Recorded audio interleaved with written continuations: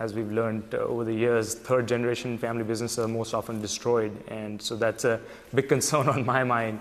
And I think the current partnership is held between my dad. My grandfather unfortunately passed away last year.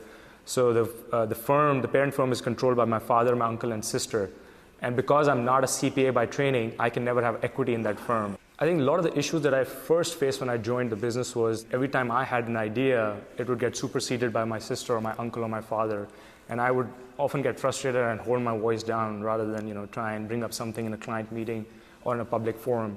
And even when I tried to discuss it in a private setting, I would see that they were somewhat encouraging of those ideas, but ultimately what my father said was what ultimately happened.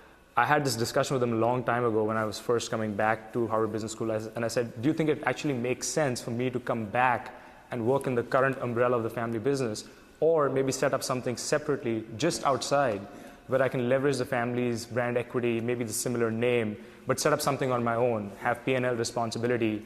Obviously, I need some startup capital and some support in the beginning, but he said, fine, that you eat what you kill, and I'm happy to support you.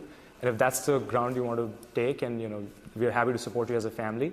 And if things work out, fantastic. If they don't, we always have us as a backup. What I've decided to do is to go and set up a separate investment bank when I move to India, and start off with pure play M&A advisory to the current clients of the firm. So we have about 500 clients globally that we serve today, and that's a very strong platform to start off with. And God willing, if things take off well, then maybe try and raise a private equity and venture capital fund in 3 to 5 years. And not only advise on deals, but actually co-invest on some of the deals that we advise on.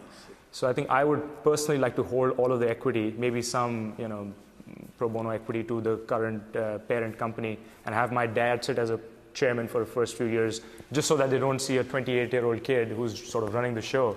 These are clients that we've served for 50, 60 years. They need to see some gray hair in meetings. So maybe my dad will be the chairman of the firm for the first couple of years, and if it takes off, then I'll have control.